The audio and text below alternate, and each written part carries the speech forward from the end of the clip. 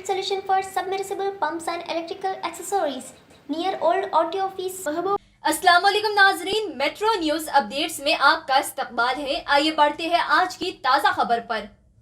नामालूम असरार की जानिब से हाई कोर्ट के सीनियर वकील वमन राव और उनकी अहलिया नागमनी का पेदापल्ली में दिन दहाड़े बेदर्दी से कत्ल किया गया। इस जिमान में महबूब नगर मुस्तकर के वकीलों की जानिब से एक जबरदस्त एहतजाज रैली निकाली गई। हमारी नुमाइंदे अजहर खान ने महबूब नगर के सीनियर वकील जाकिर एडवोकेट के दफ्तर वाक़े मदीना मस्जिद पहुंचकर उनसे इस दौरे कत्ल के मुतालिक तफसीलात हासिल किए। देखिए ये खुसूसी रिपोर्ट।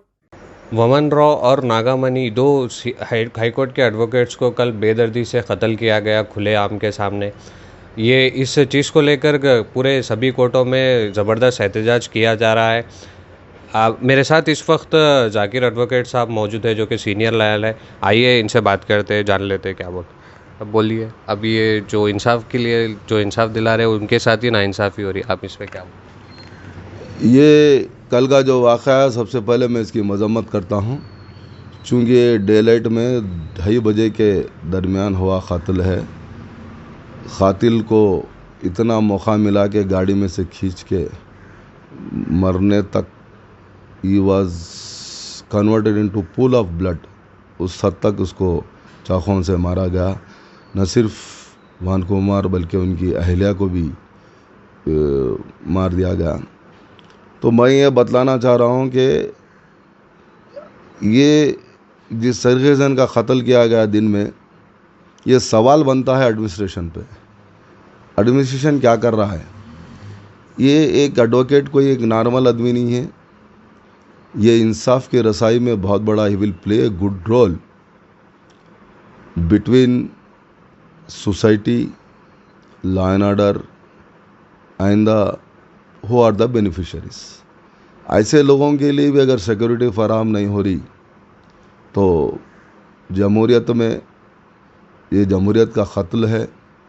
कल जिस तरीके से बेरहमाना कत्ल किया गया है, आप बताइए। वरना हमारा डेमोक्रेटिक सिस्टम 3 टायर सिस्टम है।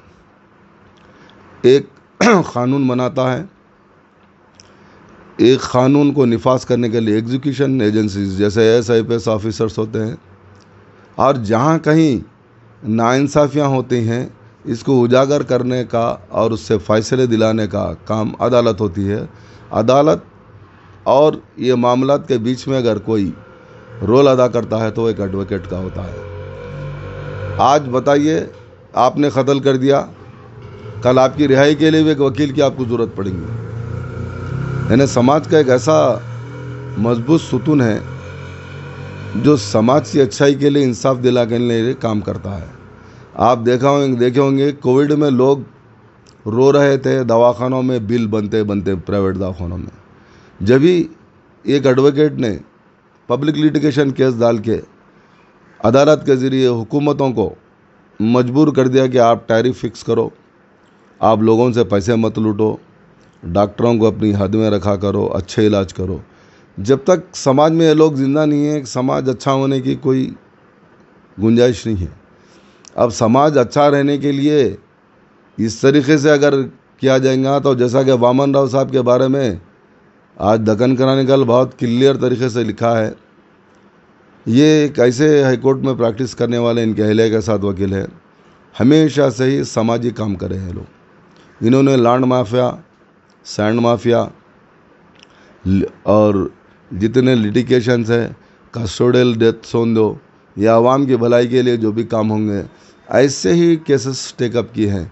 और इन्होंने कभी भी, इनकी और एक लाइफ हिस्ट्री मैंने मालूम किया उसमें इस बात का पता चल रहा है कि गरीबों की बहुत मदद करें, यानी बगैर फीसेस लेके करे हैं। और कोविड में जो गरीब एडवोकेट्स हैं वो लोगों की भी मदद करे हैं, उनकी ना बल्कि उनके गांव के रहने वालों के लोगों के लिए भी उन्होंने फाइनेंशियली एज एक्सटेंडेड हेल्प। ऐसे आदमी का कत्ल करना बहुत ही एक ये लॉ एंड ऑर्डर समाज पे एक धब्बा है। मैं हुकूमत से मुतालबा कर रहा हूँ, चूँकि अखबारात के ज़रिए पता चल रहा है कि इसमें TRS के स्ट्रांग लीडर्स इन्वॉल्व हैं, तो हो सकता है इन्वेस्टिगेशन बैलेंस ना हो। मैं इल्ज़ाम तो नहीं लगा रहा हूँ, लेकिन खदशात है, देयर इज़ अप्रेंशन। आप इसको सीबीआई के हवाले कीजिए। मेरा डिमांड है सीबीआई के ज़रिए इसकी तहकीक़ात हो, इसकी चार्जशीट फाइल किया है तो इंसाफ मिलेगा। वरना आप बताइए, इंसाफ दिलाने वाले वकील का ही दिन दहाड़े क़त्ल होगा तो गांव से कौन लोग आके गवाह बनेंगे, जवाब देंगे?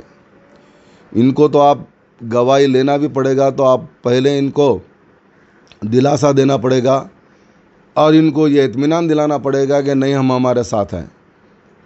तो तभी दूसरे तरफ सवाल उठेगा कि वकील की ज़िंदगी का भरोसा नहीं रहा ऐसे कल्प्रिट्स के हाथों में, तो हम क्या आगे बयान है। इसलिए वहाँ के गांव के लोगों को अखबार के ज़रिए भी इत्तला चली कि उनको मार लगने के बाद उन्होंने क़ातिलों का नाम भी लिया है।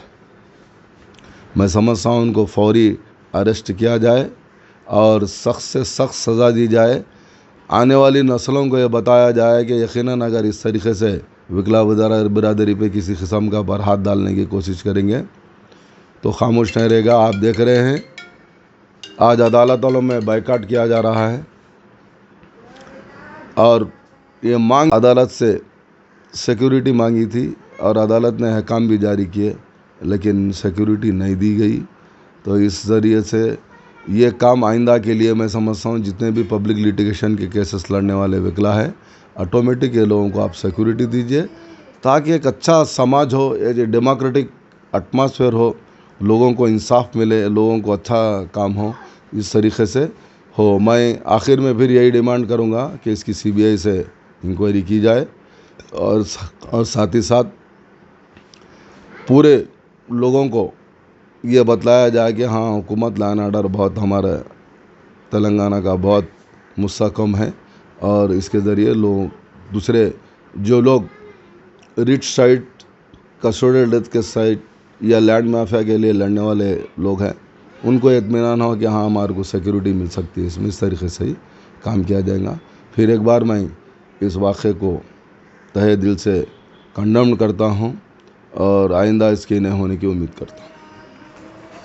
ये सुन रहे थे आप जाकिर एडवोकेट साहब से। इन्होंने कहा कि एक एडवोकेट का बहुत अहम रोल होता है इंसाफ दिलाने के लिए, और इन्होंने ये हुकूमत से मुतालिबा किया कि इसकी इंक्वायरी सीबीआई के ज़रिए होनी चाहिए।